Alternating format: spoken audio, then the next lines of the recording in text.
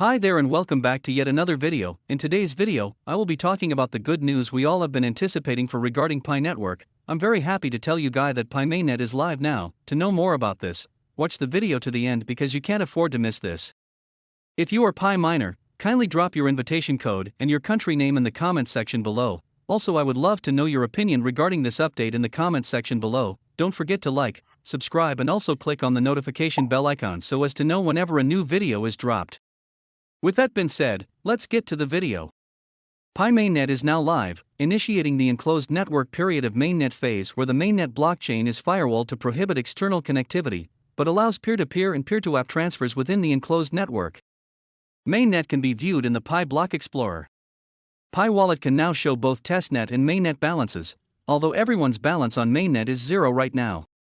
As more pioneers pass KYC, they will be able to transfer their balance to the Mainnet.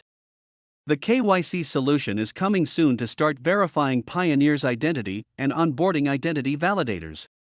Note that Pi Network is not running an ICO or any type of crowdfunding sales of Pi. Any sales of Pi towards pioneers are unauthorized and have no affiliation with the Pi core team. Pi can be mined freely by contributing to the ecosystem through our mobile app. Further, any mined Pi can only be claimed from inside the official Pi app through the Mainnet dashboard and then transferred into your Pi wallet. Below is the new draft of the Pi supply and mining sections of our white paper. Mining will continue in the Mainnet phase, but with a mining rate dynamically adjusted within limited supply. For more details, read the new white paper sections that review how supply and mining worked before Mainnet and describe how and why they will change at Mainnet. We will also keep the previously released roadmap chapter at the bottom for reference. Your feedback is welcome before we update the official white paper on our website when Open Network begins. Today we are also releasing a preview of the new mining interface for you to view the new simulated Mainnet mining mechanism in a hypothetical setting and to help you calibrate your lockup setting. The new mining mechanism will not yet go into effect until more people pass KYC and migrate to the Mainnet. Before that, all pioneers can continue mining on the pre-Mainnet mechanism just like before. Once the simulations and calibrations are done and enough pioneers have migrated into Mainnet, the new Mainnet mining mechanism will take effect and be announced on the home screen.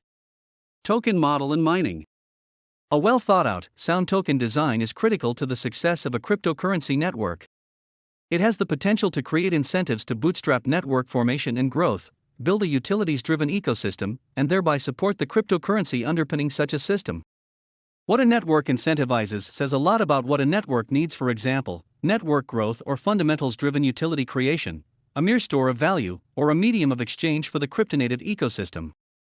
This chapter covers the supply of Pi and how pioneers can mine Pi in different phases of the network, and the underlying design rationale for different mining mechanisms, including to build and grow the network and to incentivize utilities and demand. Note that Pi is a layer 1 cryptocurrency running on its own blockchain, which token here refers to. Pi supply. Pi Network's vision is to build the world's most inclusive peer-to-peer economy and online experience, fueled by Pi, the world's most widely used cryptocurrency. To deliver on this vision, it is important to grow the network and make Pi widely accessible while maintaining the security of the blockchain and the scarcity of Pi. While these goals have always guided the token supply model and mining design, the key distinction is, the pre-Mainnet phase is focused on driving network growth and widely distributing Pi, and the Mainnet phase will focus on rewarding more diverse forms of pioneer contributions while cementing the supply of Pi. In the early stages, the focus of Pi Network was on growing and securing the network. Bootstrapping to build a critical mass of participants is paramount to any network and ecosystem. Driven by the vision to make Pi the world's most widely used cryptocurrency, distributing Pi and making it accessible globally further added to the focus on growth. Pi's consensus algorithm relies on a global trust graph, which is aggregated from the security circles of individual pioneers. It was, therefore, critical to incentivize pioneers to form individual security circles. This meant a supply of tokens available as mining rewards that was not explicitly capped before Mainnet. At the same time, maintaining a certain scarcity of Pi was important. As explained under the mining section, the network adopted a mining mechanism where the network mining rate halves every time the network size increases by 10 times, resulting in a series of halving events when it reaches various milestones of engaged pioneers. The next halving event based on this model would be when the network reaches 100 million engaged pioneers. Currently, we are over 30 million engaged pioneers. The network also retained an option to stop all mining altogether in the event that the network reached a certain size, which was, however, yet to be determined. The option to cap the supply of Pi was not exercised before Mainnet, therefore leaving the total supply undefined.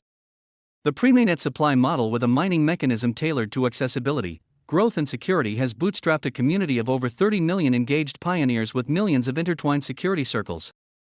A simple, accessible means to mine Pi on a mobile phone helped distribute the tokens widely throughout the world, including among populations that have been left out of the crypto revolution because of a lack of capital, knowledge or technology. In doing so, the network avoided the extreme wealth concentration evident in Bitcoin and other cryptocurrencies, preparing itself to become a true peer-to-peer decentralized ecosystem with a large enough volume of participants and transactions for utility creation. Mainnet supply. Supply fuels growth and incentivizes necessary contributions to the network to achieve an organically viable ecosystem. To that end, mining rewards will continue after Mainnet, but will take diverse forms to incentivize different types of contributions, which will be explained in the mining section below. In regard to supply, the undetermined supply due to the pre-Mainnet mining mechanism that optimizes for accessibility and growth of the network presents a few problems for the Mainnet phase, including unpredictability in planning, over-rewarding and under-rewarding different types of necessary contributions in the new phase, and challenges to scarcity. To address these issues, the network will shift from its pre-Mainnet supply model that is completely dependent on network behavior to the Mainnet supply model where there is a clear maximum supply. The issue of unpredictability for planning in the pre-Mainnet supply model surfaced in Pi Network's first COINVENTION in September-October 2020, where the community panel and community submissions discussed whether mining should be halved or stopped at the network size of 10 million at the time. The diverse voices of community members presented the following dilemma for the network. If mining continued based on the ongoing, pre-Mainnet, mining mechanism, then it raised concerns for the supply due to uncertainty, and thus, the scarcity of Pi. However, if mining stopped, it would hurt the growth of the network and prevent new pioneers joining the network as miners, thereby undermining the accessibility of Pi. Even though the network moved on from that decision, and halved the mining rate at its 10 million size, this dilemma still remains and needs to be resolved. How the community can achieve continued growth and accessibility, while addressing concerns about supply is one of the main factors considered in the design of the Mainnet token model. In addition, the undefined and unpredictable total supply makes it hard to have overall network token planning because the community as a collective, and the ecosystem itself have needs to use some Pi for purposes that benefit the community and ecosystem as a whole, other than only mining rewards for individuals, as evidenced by almost every other blockchain network. Clear allocations for such collective community purposes need to be defined. Hence, given the current network size of over 30 million pioneers, and the expected volume of transactions and activities in the future, the Mainnet supply model has a clear maximum total supply of 100 billion Pi, allowing incentivizations of continued growth and new contributions while removing the concerns about the unpredictability of the supply. The supply distribution will honor the original distribution principle in the March 14, 2019 white paper. The Pi community has 80%, and the Pi core team has 20% of the total circulating supply of Pi, regardless of how much circulating supply there is in the Pi network at any given point in time.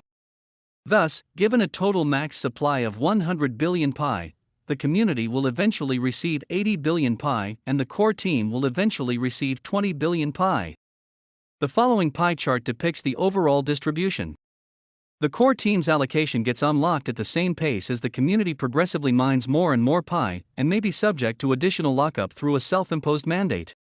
This means that if the community has a portion of its allocation in circulation, for example, 25%, only the proportional amount in core team's allocation, in this example, 25%, can get unlocked at most. Disclaimer. It's important to keep in mind that cryptocurrency markets remain extremely volatile, making it difficult to accurately predict what a coin's price will be in a few hours, and even harder to give long-term estimates. As such, analysts can and do get their predictions wrong. We recommend that you always do your own research, and consider the latest market trends, news, technical and fundamental analysis, and expert opinion before making any investment decision. And never invest more than you can afford to lose. With that, we've come to the end of the video. Kindly subscribe to this channel for cryptocurrency updates like this. Thanks for watching, see you guys in my next video.